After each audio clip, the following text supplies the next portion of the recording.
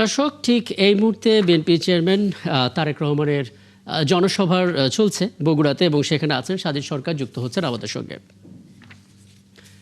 সাজিদ, নিশ্চয় আপনি আমাদেরকে শুনতে পাচ্ছেন, সার্বিক পরিস্থিতি একটু জানাবেন আমাদেরকে।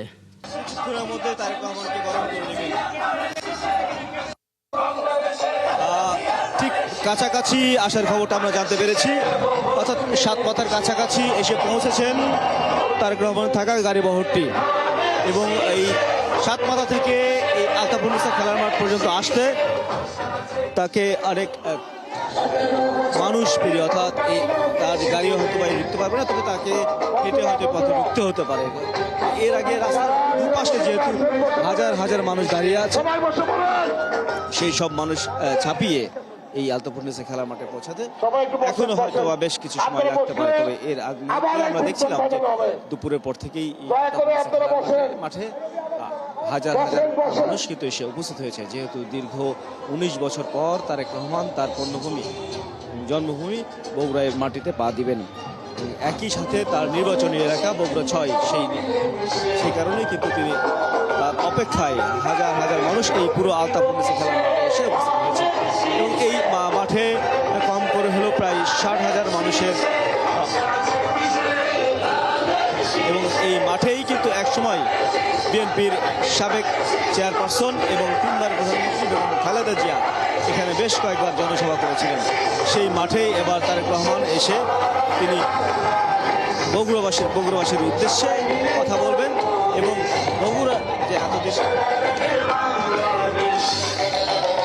যতটা পিছিয়ে ছিল সেই পিছিয়ে পড়া থেকে আবারও সামনের দিকে এগিয়ে নিয়ে যাবেন, এমনটাই কিন্তু আশা করছেন বগুড়াবাসী।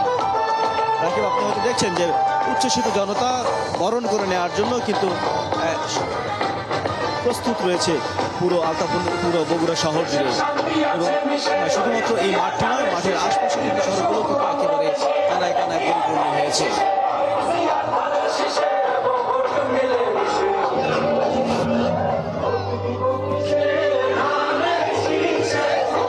আর আমরা দেখছিলাম যে বগুড়ার 12টি উপজেলার প্রায় 7টি আসনের সংসদ সদস্য প্রার্থীরা ছাড়াও জেলা বিএনপি, স্বেচ্ছাসেবক দল, যুবদল সহ ছাত্র দলের নেতাকর্মীরাও কিন্তু তারা কিন্তু এই মঞ্চে উপস্থিত হয়েছেন, এবং আমরা যে দেখছিলাম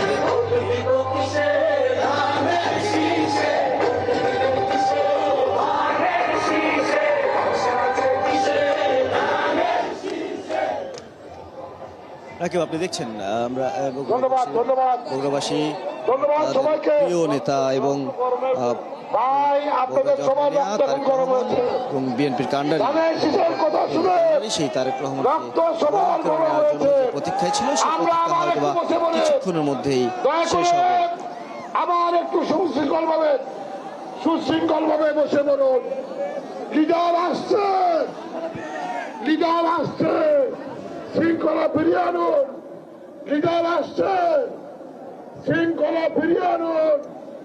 লিডার সাতটায় চলে এসেছে, সবাই সুশৃঙ্খল ভাবে বসে পড়ুন।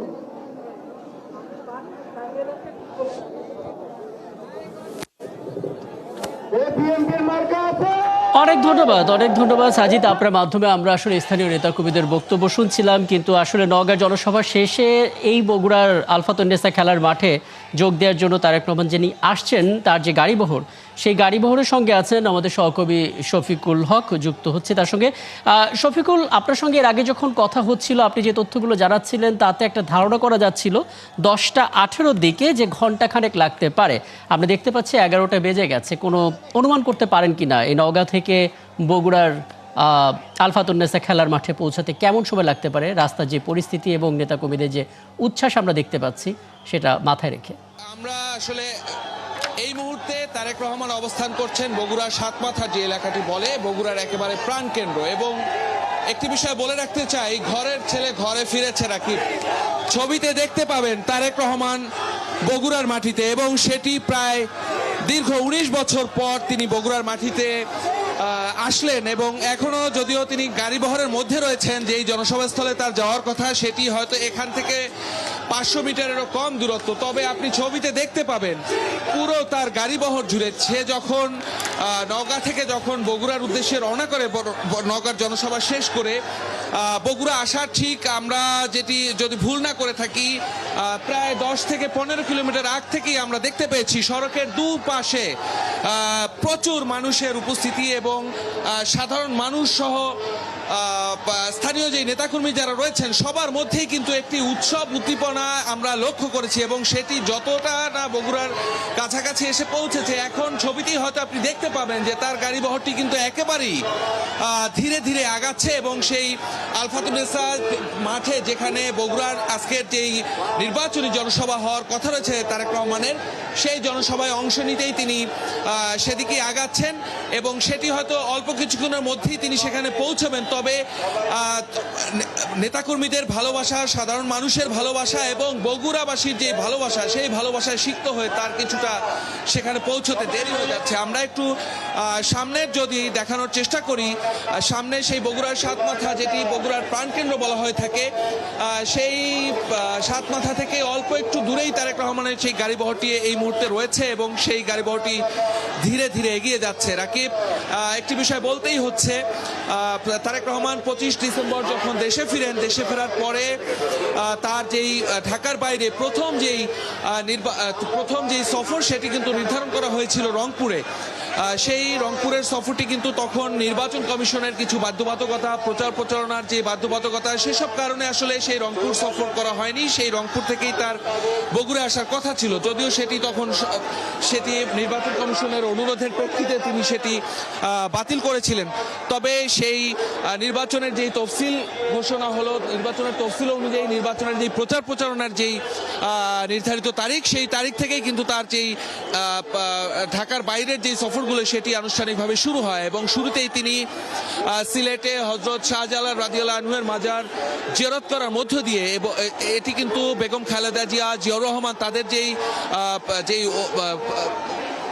ঐতিহ্য সেটি ধরে রেখেই কিন্তু তিনি তার নির্বাচনী প্রচারণা কার্যক্রম শুরু করে এবং হ্যাঁ, এবং শফিকুল, যখন আপনি তথ্যগুলো জানাচ্ছিলেন আমরা উপর থেকে দেখছিলাম আসলে সেই লাল সবুজ বাসটি এগোচ্ছে এবং দুই ধারে আসলে চিরচেনা সেই উচ্ছ্বাস সাধারণ নেতা কর্মীদের এবং বগুড়ার সাতমাথার খুব কাছাকাছি প্রাণ কেন্দ্রে একেবারে বগুড়ার সেখানে পৌঁছে গেছেন তারেক রহমানের এই গাড়িবহরটি। এবং আপনি বলছিলেন আর একটু পরে বগুড়ার আলফাতুন্নেসা খেলার মাঠে যেখানে জনসভার জন্য সবাই অপেক্ষা করছেন সেখানে পৌঁছে যাবেন বিএনপি চেয়ারম্যান। নিশ্চয়ই আপনার মাধ্যমে তখন আমরা সেই সরাসরি সম্প্রচারে যেতে পারবো। ধন্যবাদ যুক্ত হওয়ার জন্য। সহকর্মী শফিকুল হক আমাদের সঙ্গে যুক্ত হয়েছিলেন।